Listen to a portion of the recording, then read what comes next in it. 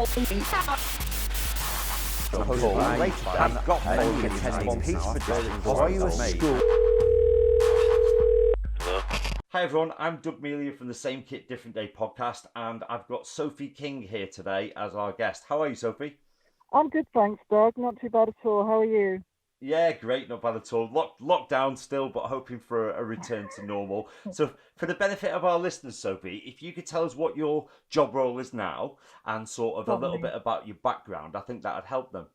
Yeah, absolutely. So, basically, I'm physical interventions lead for the acute trust that I work at, which is University Hospitals Plymouth, down in the southwest of England.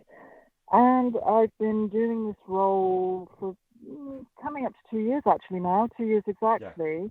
Yeah. And I initially started the role by myself, which to begin with was fine. And what I was really focusing on was the training of staff to obviously be able to safely manage patients' challenging behaviours, safely for the staff and safely for the patient. Yeah. Because prior to that, really, we were doing nothing. And I became initially really interested in sort of the physical interventions and challenging behaviour side of things when I was an operating department practitioner in our children and young people's theatres here at the hospital. And we would see lots of patients, adolescents, even young children coming in. They may have challenging behaviours. They may just be scared, which even adults are scared going in to have an operation. Yeah. And sometimes we would have to restrain the patient in the anaesthetic room for an induction of anaesthesia because they were too frightened to have a cannula for the anaesthetic to kick in. And often mum or dad who was going to help us is now not able to help because they're too distraught or they've walked out of the anaesthetic room. So we would have to restrain patients really because they were by that point halfway through an induction of anaesthesia. We couldn't stop for the patient's safety. We had to carry on. Yeah.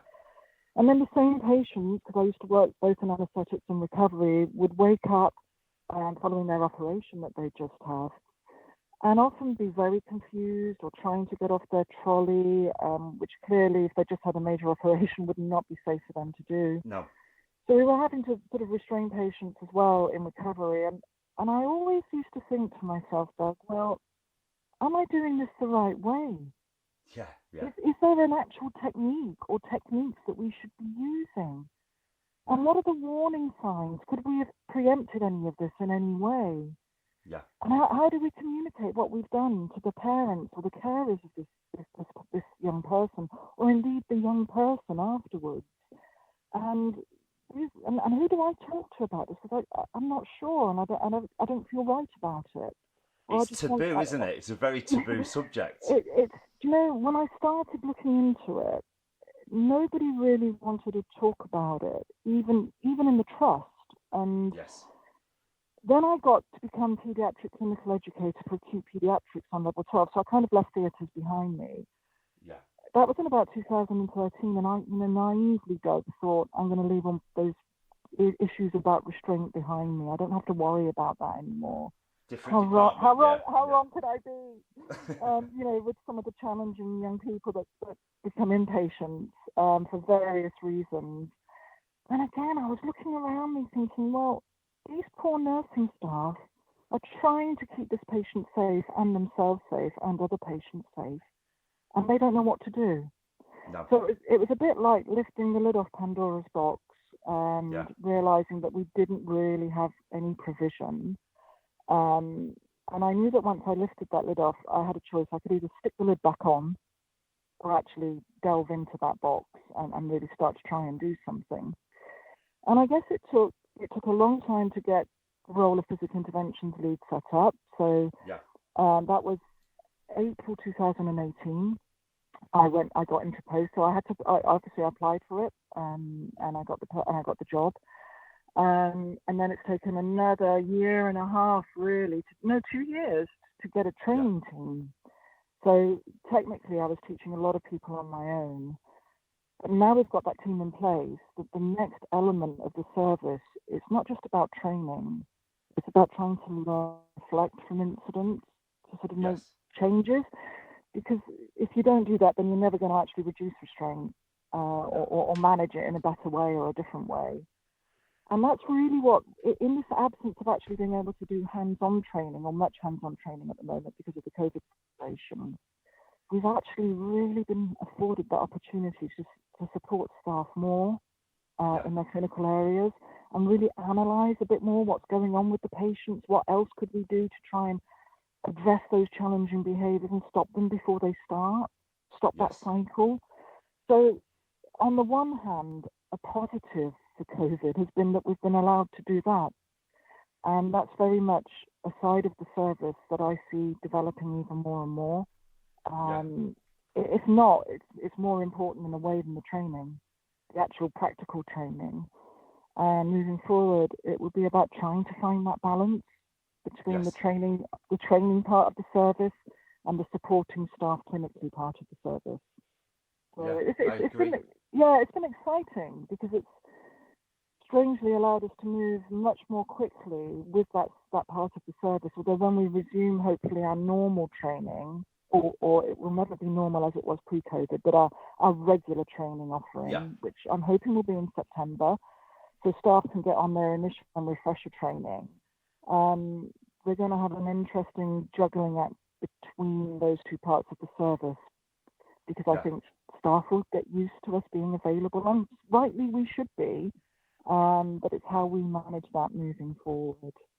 Especially when you go back to Monday to Friday teaching all day, and they want you for that conference call at lunchtime. I know. But might we see services expand, new roles creating for someone as a go-between, perhaps? I don't know. I mean, what's abundantly clear to me is the links between us and our safeguarding team. Yes. And I don't just mean it's about spotting patients who should be had a DOLS application and a best interest form done and they haven't, because there is a bit of that involved as well, obviously.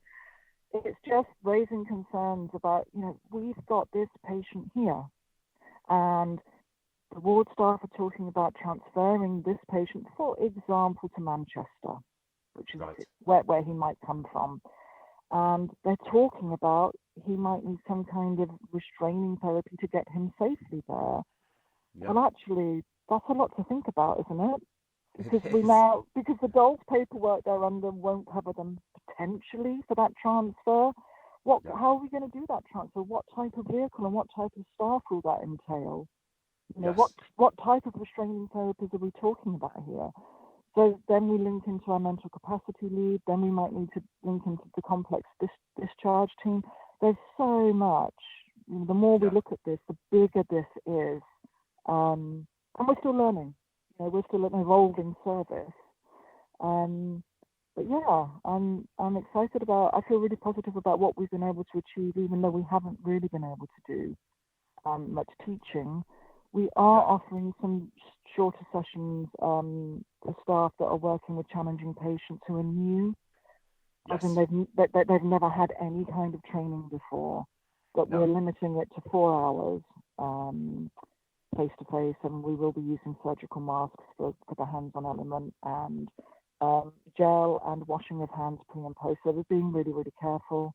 We're only doing groups of 4 candidates at any one time to try and maximize on social distancing in between the actual hands-on elements. So we're doing what we can, and I think moving forward, when we get our training properly, hopefully up and running again as of September, our standard sessions, I think a lot of the stuff that was the discussion around the risks of restraint, how we can reduce restraint, the governance around restraint, our own policies around restraint, that will be probably a pre-e-learning candidate package with an assessment that they'll have to do before they come on the training, so that we can keep that training just to the practical elements.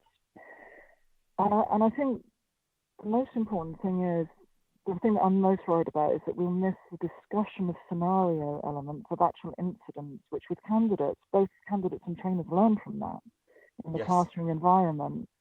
But if we can offset not doing that in the training by actually attending clinically more and offering more debriefs clinically, then hopefully we can go some way to bridging that gap. Yeah, I think so. We've found that by putting a lot of our modules online, we published DVDs a few years ago. So as soon as the lockdown happened, I just thought, well, let's take these DVDs with some great different materials in, implement them into an online course, and then we can go from there. And from an audit point of view, it's actually better because people can listen to me do a conference, they can listen to me do a talk. There isn't always that guarantee that they've retained that knowledge. They might have it there in front of them and be able to read off a whiteboard and put it down into the reflective learning log. So the positive for me is there's an actual record there to show people have answered these questions. And it's not the kind of questions you can Google about physical intervention, as I'm sure you appreciate. There's a lot of mixed stuff out there. You've got to actually watch them. So from our point of view, it was good. The instructional clips we put out there, which we use to support people anyway, we can see if people have watched them and looked at them. But I do agree there are things missing. We've got an option where people can chat and ask questions and things, and I've been answering a lot of emails, but you can't beat that in classroom discussion with everybody sort of giving their own personal anecdotes, can you? Exactly. And to me, that's such an important part of candidate, and as I say, trainer learning. We learn from the incidents as well. Yeah. We have over 1,000 beds in our trust. And most often, pre-COVID, they were certainly always all full. There's lots of challenging patient groups for lots of different reasons, and every day it's a new incident or it's an incident that we can learn from. So we have to capture that. But you're quite right. I've always wondered about how to measure candidates' understanding of some of the things that we're talking about around risk, guidance, governance, that kind of thing. And doing that pre-course e-learning package will lend itself to that assessed element really, really well. And for the restraint training, we're going to augment that e-learning package with videos of our actual, if you like, the four most frequently used restraint techniques that we use in this trust. So that candidates can look at those videos before they come to the training, so that hopefully they've got a rough idea, okay, this is vaguely what it's going to look like. It's not to replace hands-on training. I would never advocate that. We need it. Because otherwise it'd be like learning, I don't know, a really complicated dance, wouldn't it, Doug? Just by watching a video and not having any face-to-face instruction and hoping that that's it, which it can never be. Certainly, I hope it will never be. I think the hands-on practical element is so important. And you can always have a very brief discussion with candidates. They might raise something and you might be able to say, well, we can't address that now, but give me your email and we can email you outside of this and come find you. So it lends itself to lots of other options anyway. Yeah, so I don't look at it necessarily as a negative. It's just about thinking about new ways of delivering, isn't it? It's just managing what's going on at the present time. I mean, people keep saying about it being unprecedented times, which is a saying I sort of don't like now.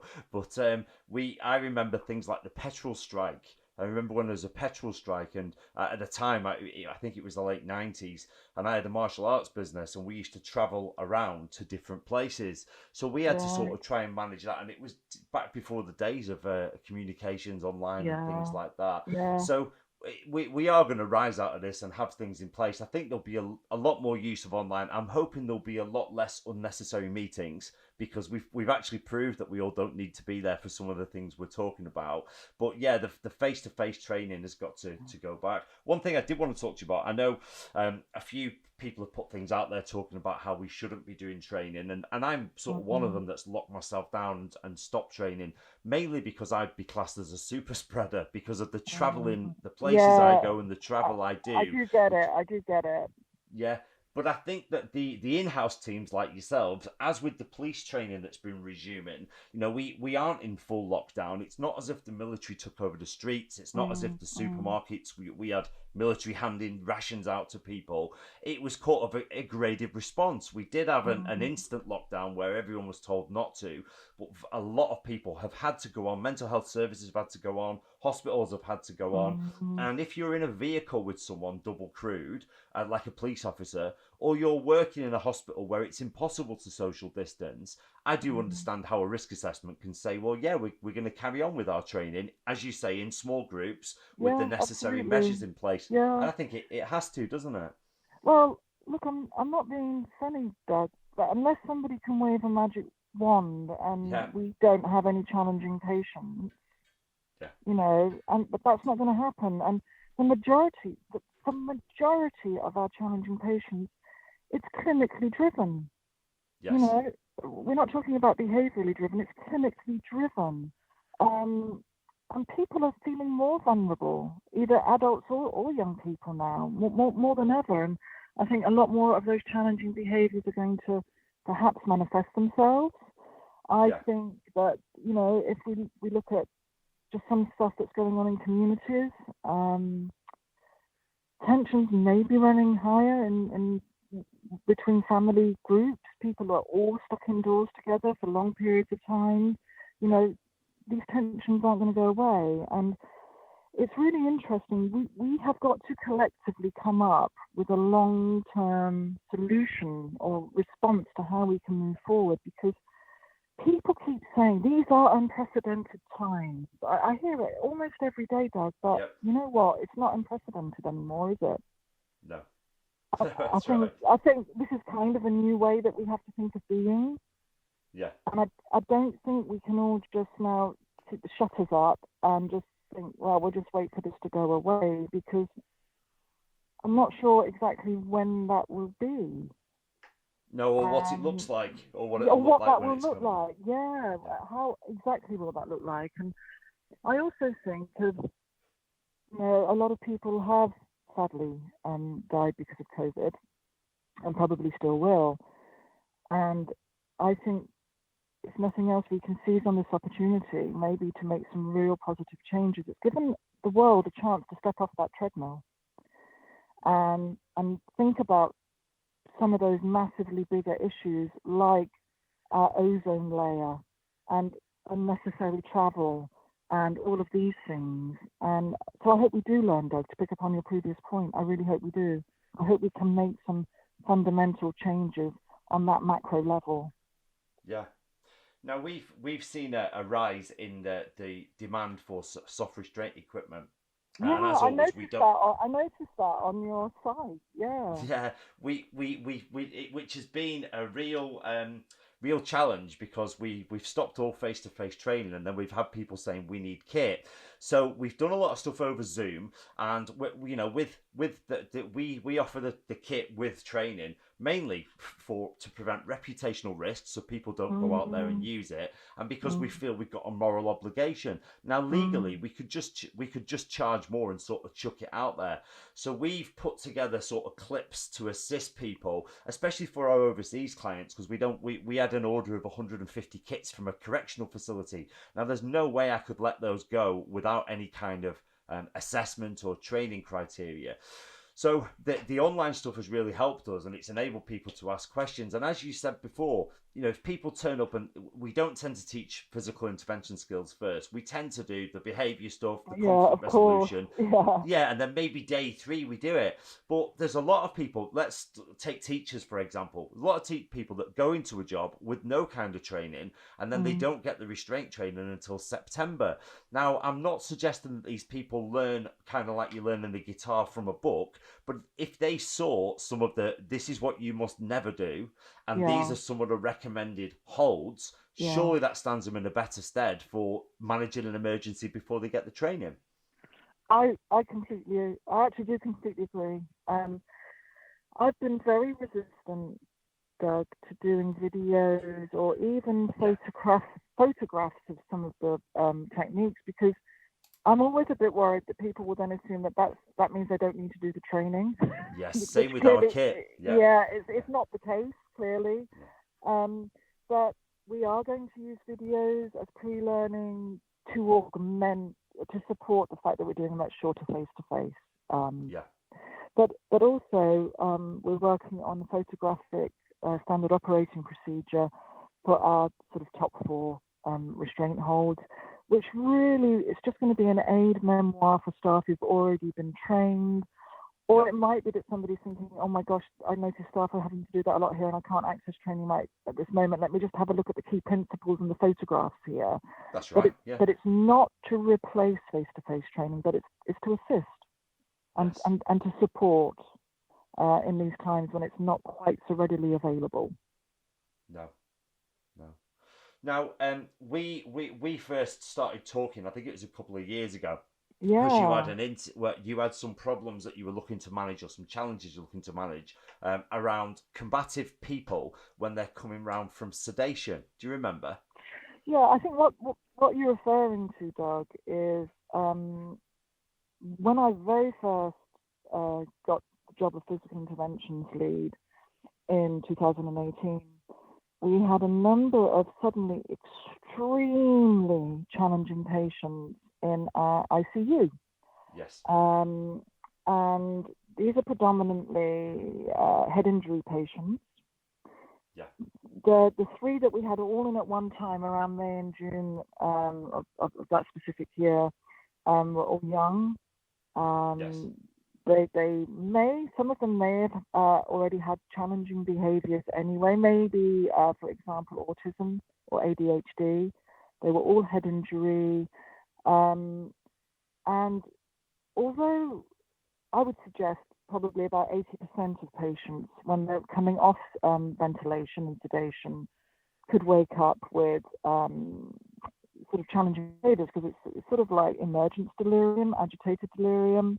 Right. But they're confused anyway, and that could be because of the anesthetic agents, the sedation agents, other medications, all sorts of things could be in the mix there. Most of them, one can manage them, Yes.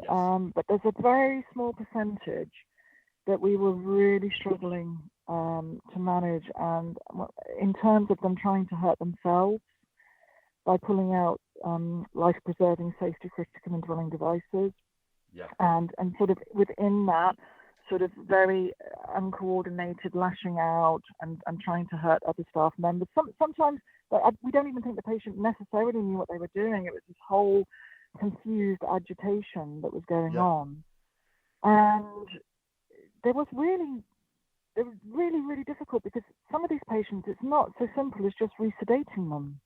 No. Because actually they've got a head injury, and we need to assess their neurological function. So Yeah. to keep on sedating them, to keep them and others safe, was almost slowing up potentially could slow up their recovery process. It could delay it. There was also some talk about some people being immune to sedation. Is that the correct term? Does that happen? Yeah, so yes, it can happen. So there was certainly one or two of these patients who, no matter how much sedation we were trying to give them, it was really having very little effects. Yeah. Even mixing sedations, trying different combinations, and there could be lots of reasons for that. But we are talking about, if you imagine maybe, if you were just to imagine our ICU, I don't know, had somewhere between 1,000 to 1,200 patients in a given year.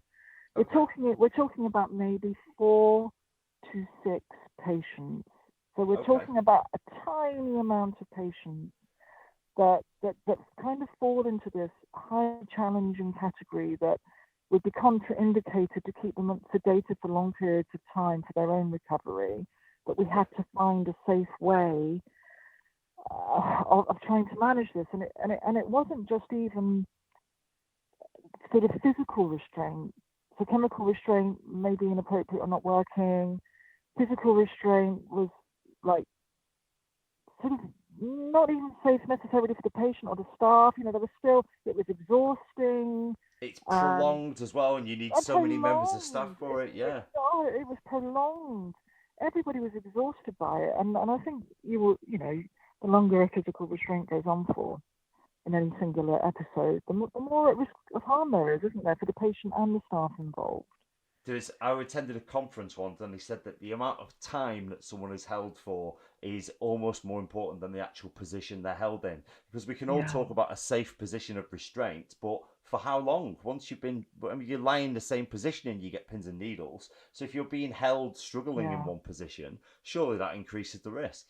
But, I know from personal experience of having to restrain patients or being in situations where I've needed to be part of a team restraining a patient. Yeah. But the longer it goes on for, wow, I know it the next day. Never mind the patient, Yeah. I certainly know it the next day. So it was thinking about all of the variables, and it was also thinking about, we talk about proportionality a lot, don't we, in our world? And and dignity, proportionality, anxiety levels for that patient and the staff. You know, what's more proportionate, what's safer. So we went on this journey, and I don't just mean me. I mean, this was the lead consultant for ICU. He was pivotal in this. I mean, the clinical educator team in ICU, and I mean the matron for ICU. So this was like a multidisciplinary team approach, really, to trying to find a solution to protect the patient and to protect staff from these prolonged restraint episodes. And as much as I don't even like the term mechanical restraint. It kind of, you know, it sounds a bit antiquated to me, and tars everything with the same you brush. know, not necessarily forward thinking. But I was coming more and more to the conclusion that maybe this was the way we needed to think. And we reached out to some providers, some suppliers of restraining devices, and we had a number of different suppliers come in to talk about their devices and the pros and cons. And nothing seemed appropriate. No, that's right. Nothing at all. And then I think, and I don't think you'd mind me saying, General Service Association, my senior tutor, Jo Colson French, she gave me your name. Yeah. And she said, try Doug. I think he's got some kind of system that might help. And that's where you and I got in touch, and you came down and you did this session. You showed us about the safe holding system, as we call it. We call it the safe holding system. That's right. Yeah, that's correct. And we thought, wow, this could be it. This could be what we need. And I think, I'm just trying to remember, I think you came down February or March of 2019 to show us that. That sounds about right.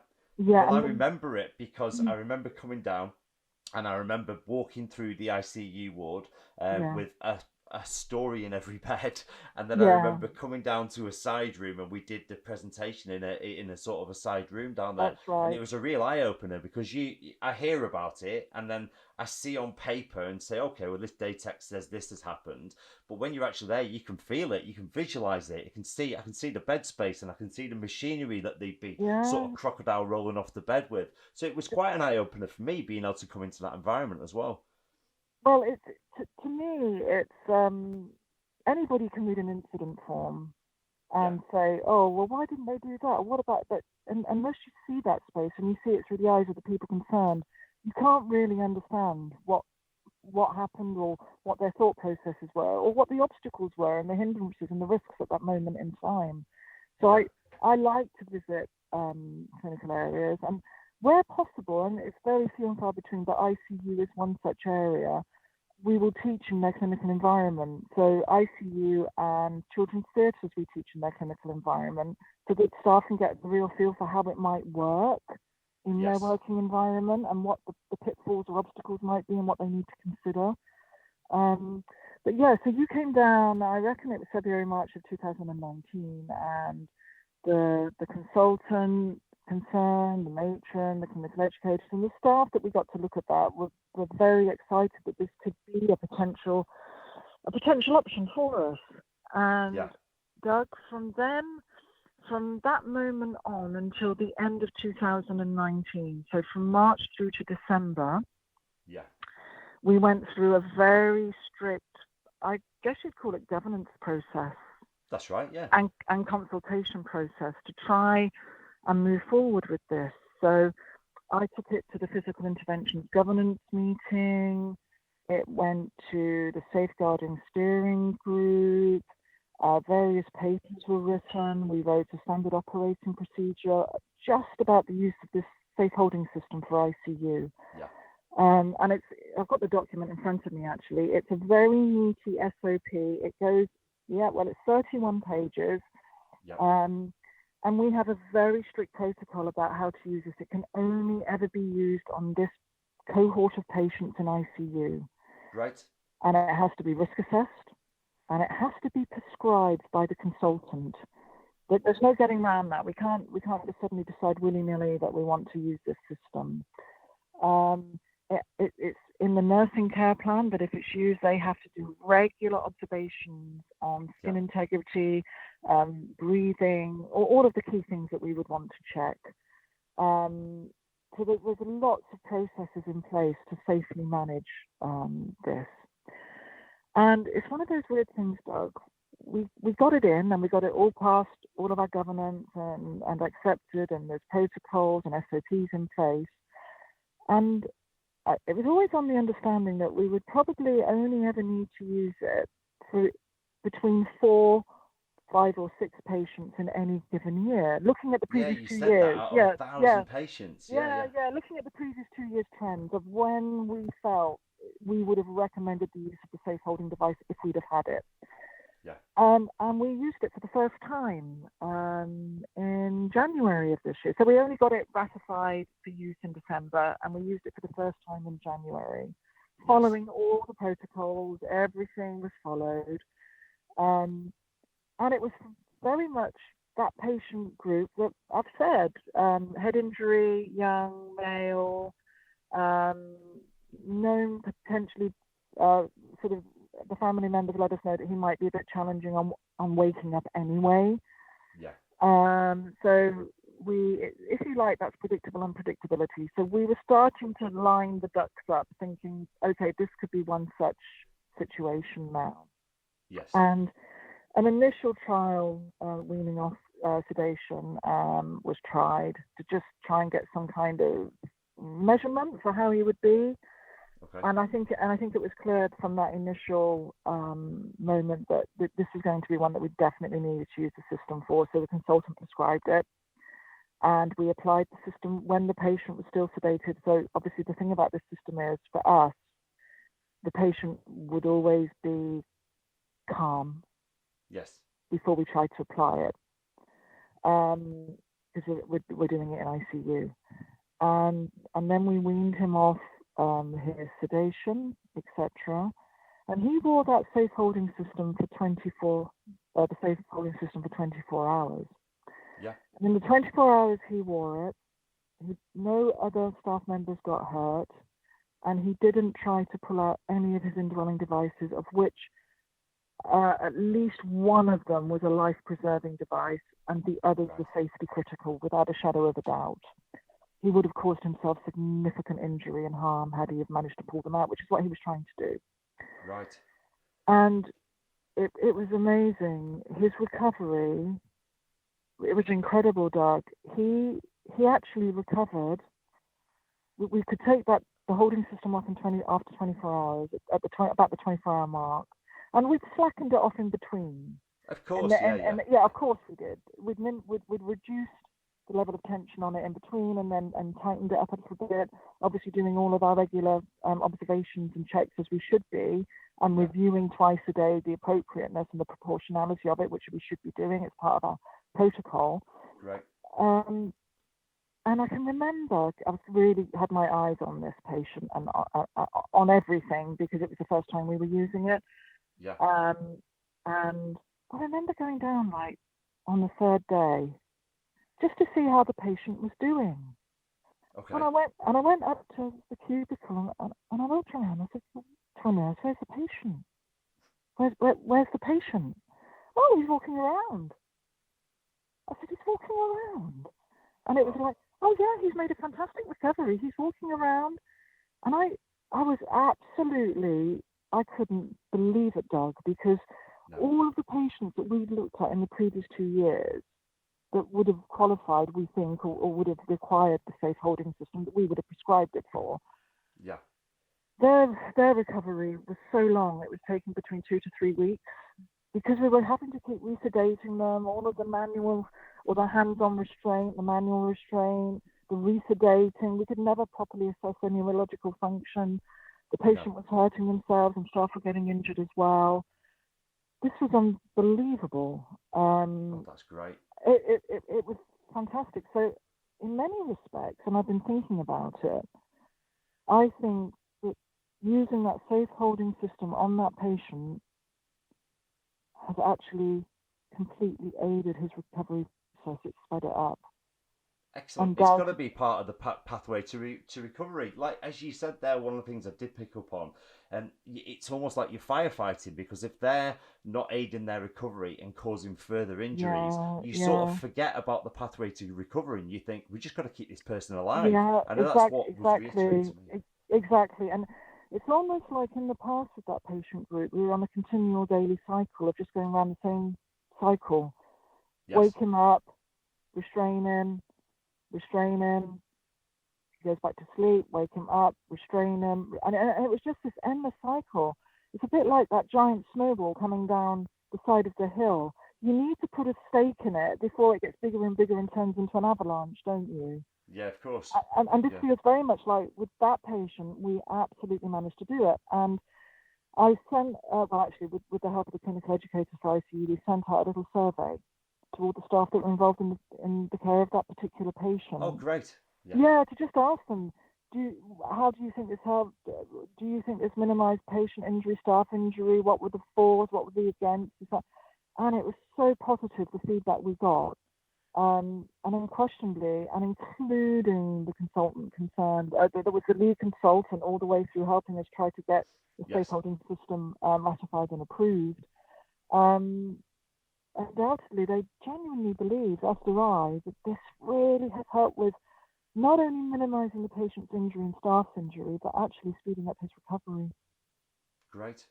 See, that's good. I wonder, it'd be interesting to see what their thoughts were beforehand, because I remember when we did some of the initial trainings with some of the groups, there was resistance, and it's good to have resistance, because I think anyone who's too accepting of very restrictive measures in any clinical environment need to have a look at sort of why they're not scrutinising things. You should be scrutinising over sedation, seclusion, prolonged restraint, and the use of some form of soft restraints.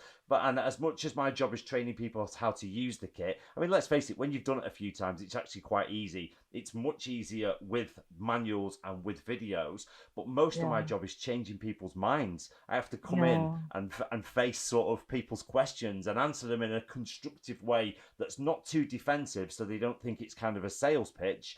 And then, for me, the proof's in the pudding when they actually try it and they get to use it in a life-threatening situation. It's really, and I told you it took about a year, really, about 9 months at least. That's good going. Fact, if we say it took 2 years from the moment the penny dropped that we might need some kind of mechanical restraint to getting the safe holding, to identifying that system and then getting it in. If you think about where the trust started from, we were quite late in setting up a service around supporting staff to understand restraint, the risks of restraint, and the techniques of restraint, and how which isn't a criticism, because if there aren't major problems, it's not top of the priority list, is it? Well, what I would say is, I think in a trust of our size and complexity, there are many competing problems. Yes. And I think it was just needing somebody, to kind of drive that agenda forward. Which I never intended it to be me when I became an operating department practitioner or clinical educator for pediatrics. It was kind of just like a sideline that I then became interested in. Yes. But for the reasons of living it by experience, of having to manage these patients, in these very challenging situations, and feeling very empathetic towards both patient and staff. If we're going to have to do this, we need to minimize it, try and manage it, and if we have to do it, let's do it right. Let's do it the right way, and let's try and learn from it as well if we can, and close that loop. But to try and get the safe holding system into a trust that even until April 2018 didn't actually have a physical intervention service. No. I'm amazed really that we did get so many people on board with it and that engaged with it. So, and it was safeguarding engaged in that process as well, because they could see the potential benefits of using it. It's probably more proportionate and less restrictive than 3 weeks of hands-on, hands-off physical and chemical restraint, Yeah, that's right. for these particular patient groups. And it's a different mindset.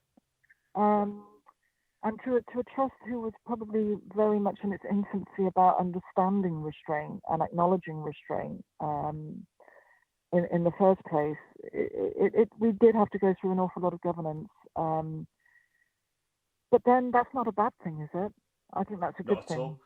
No, Yeah. I have to thank you, Sophie, because it's so important that people get the right people there for me to speak to. Because I'm just looking at my calendar, and there's a couple of other places I've visited, and I always look at them and I think, wait, what happened to that lead, or where did they go? Now, sometimes it might be that the patient that they were having the initial meeting about has moved on, so they've not got that level of risk presented anymore, or it might be that they found another solution to it. But often I think it's because the right people aren't there. Safeguarding have got to be involved, health and safety, governance, even manual handling, because it's a manual handling activity. Actually, we did include manual handling. Yeah, so this is what I mean. It doesn't just impact on one, even infection control. How do we wash these devices? That's right, yeah. Do we or don't we? Or do we make them single use? Because we don't have facility for washing machines like some homes would, for example, or schools that might use the device. Yes. So we have to think about it again from a very different perspective. So it wasn't just a case of, oh, let's get this sorted, let's get it in, it's great. There was so much we had to go through to make sure everything was lined up. And I think it was really important that I would never, ever advocate anybody buy this device without the follow-up training from yourselves. No, that's right. And for us, I think critical to us is that we have that annual refresher on that device. I just think that's a really important part of the governance process and the audit process. Yeah. Well, if people call up, we don't sell it unless they can evidence training. And overseas, we've had to bend things a little bit. What we often say is, look, why don't you use our resources, and why don't you sort of take a franchise almost for your correctional facility or for your hospital, and then the trainers come out to us. We had Jimmy who's come over from the prison service in Amsterdam, and he's taken the training system back there. We've got a few other franchises, one in India as well. But for me, it's the continuity as well, because after you've done it for 1 year, if those trainers can keep updated, they're ahead of changes, because we do make changes. We get feedback from our clients on which techniques are effective and which aren't. We have a regular medical review every year where different doctors will look at it, and things do change. So it's the same with physical intervention. Physical intervention changes, doesn't it? Well, this is why, this is why we have annual refreshers on physical interventions, and the safe holding system is no different, as far as I can see. Because it's not just about you getting updates on any changes or any issues that have been reported by other people using it. So that's part of the education process and learning. It's actually, hang on a minute, if we're only applying this to 4 patients in a year, I might not have been one of those people that were applying it, so I can't actually remember. So can I have a little bit of a refresh? Yes, that's right. And I think that's really important, isn't it? And also, you effectively taught us to teach staff the end user, so really you gave us train the trainer training in effect. Yeah. But if we don't get refreshed by yourselves every year, how do we know we haven't then changed something unintentionally? Yeah. Now we're teaching it in a slightly skewed way because we haven't had a refresher on it, and we think that that's normal. And then things get changed, don't they, over a period of time? And suddenly we're not actually doing the actual training that we were taught to teach in the first place, but something completely different.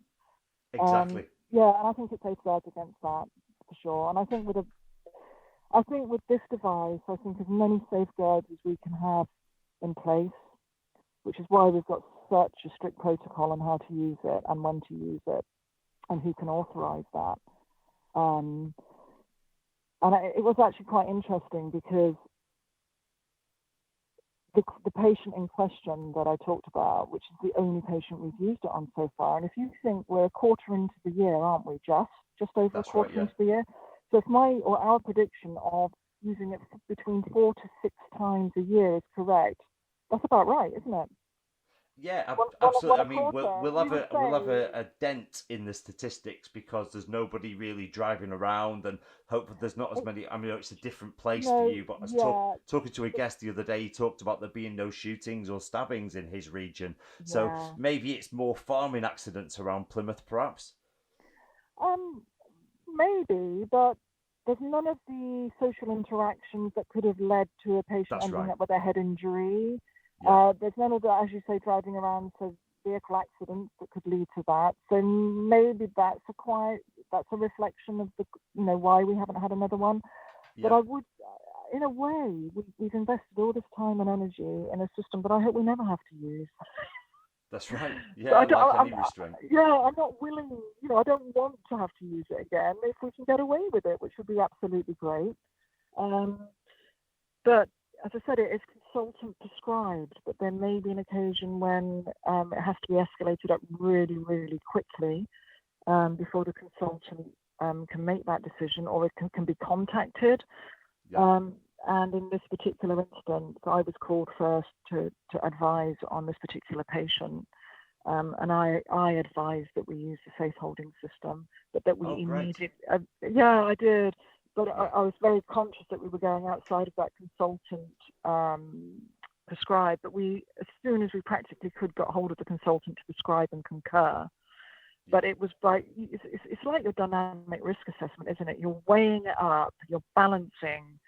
And I also knew that the people that would be applying that were all the clinical educators or mainly the staff that you had trained.